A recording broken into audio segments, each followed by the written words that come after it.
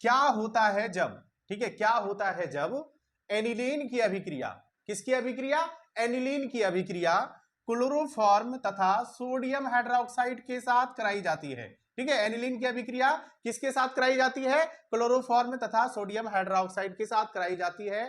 तो क्या, और काफी ज्यादा इंपॉर्टेंट क्वेश्चन है, और ये क्वेश्चन जो है बिहार बोर्ड एग्जाम 2022 में आया हुआ है, यानी पूछा गया क्वेश्चन है। राइट आंसर हो जाएगा फिनाइल आइसोसाइनाइड प्राप्त हैं, फिनाइल, इसका राइट आंसर क्या हो जाएगा, फिनाइल आइसोसाइनाइड, साइनाइड प्राप्त होता है, प्राप्त होता है, प्राप्त होता है।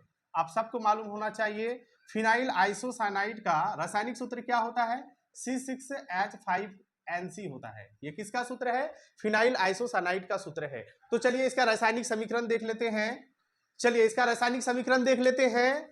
ठीक है, एनिलीन की अभिक्रिया किनके साथ, सोडियम तथा हाइड्रोक्साइड के साथ कराई जाती है, तो क्या प्राप्त होता है, फिनाइल आइसोसाइनाइड प्राप्त होता है। आंसर हम लोग को पता है। चलिए इसका रासायनिक समीकरण लिखते हैं। एनिलीन का क्या हो जाएगा सूत्र, चलिए बेंजीन बना लेते हैं। ये आपका क्या हो गया, बेंजीन हो गया। इस बेंजीन में NH2 समूह को जोड़ देंगे, हो जाएगा एनिलीन। ये आपका एनिलीन हो गया। ठीक है, इसको जो है किनके साथ अभिक्रिया कराएंगे, क्लोरोफॉर्म तथा सोडियम हाइड्रोक्साइड के साथ। तो क्लोरोफॉर्म का हो जाएगा CaCl3 और सोडियम हाइड्रोक्साइड का हो जाएगा NaOH। ठीक है, इन तीनों को क्या कर देना है, गर्म कर देना है। ठीक है, ये गर्म का सिंबल हो गया। एक बात याद रखना है, NaOH का 3 अणु लेना है। क्यों लेना है, ध्यान देना है, समझ में आ जाएगा।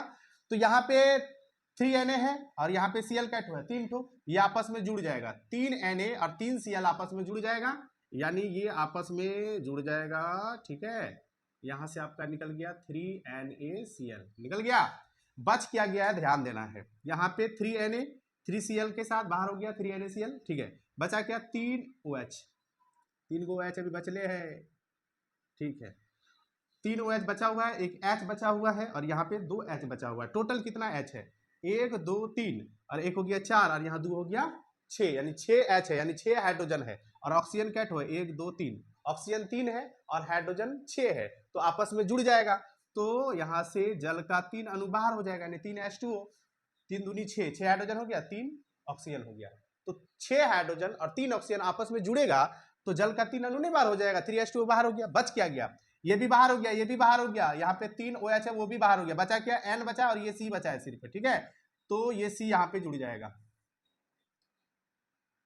ये आपका हो गया बेंजीन और ये N बचा हुआ है, ये N आपका बचा हुआ है, ये C जो है यहाँ पे आ जाएगा। आ गया, तो यही जो है आपका फिनाइल आइसोसाइनाइड का सूत्र है। तो इस प्रकार से फिनाइल आइसोसाइनाइड प्राप्त होता है।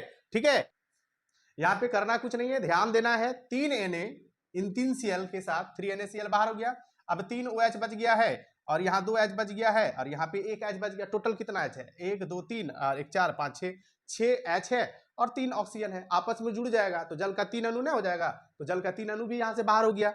ठीक है, बच क्या गया, ये वाला बच गया और ये C यहाँ पे जुड़ जाएगा, बन गया फिनाइल आइसोसाइनाइड। तो इस प्रकार से फिनाइल आइसोसाइनाइड प्राप्त होता है, आप सबको मालूम होना चाहिए। आंसर याद रखना है, एनिलीन की अभिक्रिया क्लोरोफॉर्म तथा सोडियम हाइड्रोक्साइड के साथ कराई जाती है तो फिनाइल आइसोसाइनाइड प्राप्त होता है। रासायनिक समीकरण इस प्रकार से आप लोग को लिख देना है। चलिए ज्यादा आप लोग का टाइम नहीं लेंगे। आज के वीडियो आप लोग को कैसा लगा, अच्छा लगा हो तो वीडियो को लाइक शेयर कमेंट जरूर करना। जो हमारे चैनल पर नए हो उसे रिक्वेस्ट है चैनल को जरूर सब्सक्राइब करना। चलिए धन्यवाद।